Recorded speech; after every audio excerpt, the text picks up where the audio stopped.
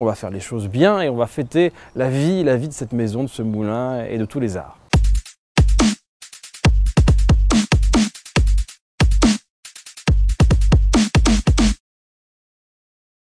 Et oui, enfin, on a eu le plaisir de rouvrir le moulin le 1er mars, après près de 6 mois de fermeture à la suite des inondations de l'automne dernier. Ça s'est bien passé, c'est toujours une inquiétude quand on ferme, parce que l'information arrive jusqu'aux gens que le moulin est fermé. On se pose toujours la question de savoir si les gens vont avoir l'information que ça a bien rouvert et vont retrouver le chemin du moulin. Et ben oui, on était content de rouvrir et de retrouver le public.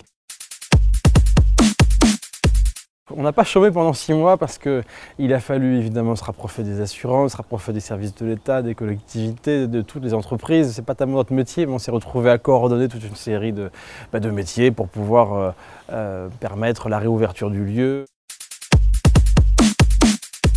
On approche les 200 000 € si vous voulez de dégâts, c'est assez considérable, mais il faut bien imaginer qu'on a eu 1 mètre d'eau quand même, hein. Heureusement, du point de vue patrimonial, il n'y a pas eu de dégâts importants parce qu'on a concentré les efforts dans l'urgence d'abord sur ça, sauver la partie patrimoniale, mais en revanche, le reste a pris.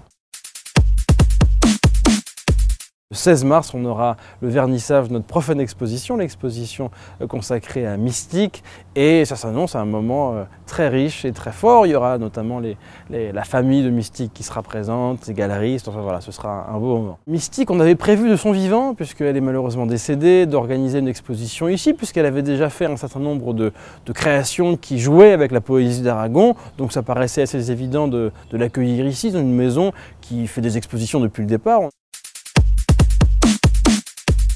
Les inondations ont eu lieu quelques jours avant la fête qu'on avait prévue pour les 30 ans. Écoutez, on est de nature un peu solide et avec l'envie de vivre. Et donc, ces 30 ans qu'on n'a pas fêté l'année dernière, on va les fêter cette année, on va les fêter à la fin du mois de juin. Et on va les fêter aussi bien et même encore davantage que ce qu'on avait prévu, c'est-à-dire avec les plasticiens, avec des concerts de Robert Combas, avec des concerts de Jeff Aerosol, mais aussi avec la compagnie de Marie-Claude Pietragala et Julien Derouault.